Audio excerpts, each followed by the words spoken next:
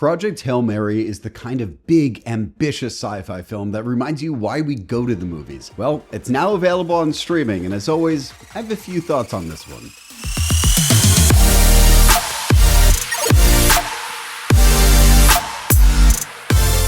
When I saw Project Hail Mary in theaters, I went into it almost completely blind, and I'm really glad I did. This is one of those movies that fully rewards that kind of experience because there's so much to take in, and it's way more immersive when you don't know what's coming.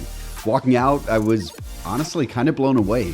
One of my favorite all-time films is Interstellar, and a big reason for that is how grounded it feels. It doesn't treat science fiction like magic, it treats it like something that could actually exist. And that's exactly what I loved about this movie. Yes, the premise is wild, but it never hides behind vague science jargon. Everything feels thought through, logical, and just believable enough that the stakes really land. A lot of that comes down to Ryan Gosling, who absolutely carries this movie. Even though he's not the only character, the film really revolves around him, and he's fantastic. His character Grace feels similar to Mark Watney from The Martian, witty, resourceful, and constantly problem-solving in isolation. The movie leans into that structure with logs and recordings, and yeah, it's a familiar device, but it works really well here. And what impressed me most is how the film handles its influences. You can clearly see shades of 2001: A Space Odyssey, Interstellar, Arrival, and even Guardians of the Galaxy in the humor, but instead of feeling like a mashup, it feels intentional. The filmmakers clearly understand what made those movies work, and they lean into those strengths without losing their own visual identity. Visually,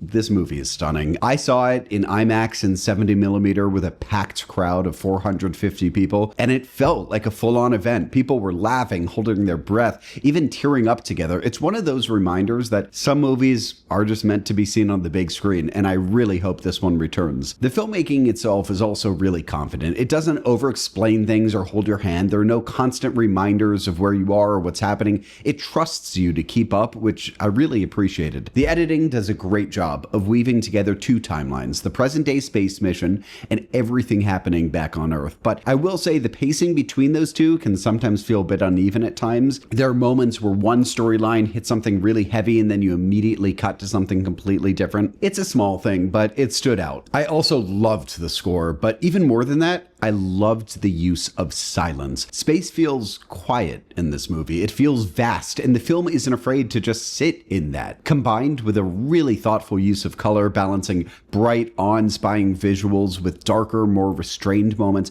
it makes everything feel more real and more impactful. There's also a secondary character that I won't spoil, even though it's been out of theaters for a bit of time, because it's absolutely something you should experience fresh, but it gave me some strong TARS vibes from Interstellar in the best way. It adds a lot of emotional depth and some really great humor, and it ended up being one of my favorite parts of the movie. Directed by Phil Lord and Chris Miller, this is easily their most impressive live-action work, and it makes me want to see more from them. It's ambitious, it's heartfelt, and it's technically really well done. And yeah, it's long. It's about 2.5 hours, but I never once checked my watch. Overall, Project Hail Mary is smart, immersive, and just a really entertaining piece of sci-fi.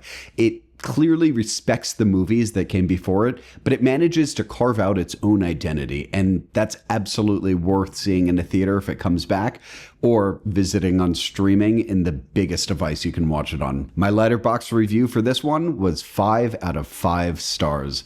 Absolutely deserved. Thank you so much for watching this one. If you like this review, let me know down in the comments down below, or consider giving this video a like or subscribing to the channel. Thank you so much for watching this one, and I'll see you guys in the next one.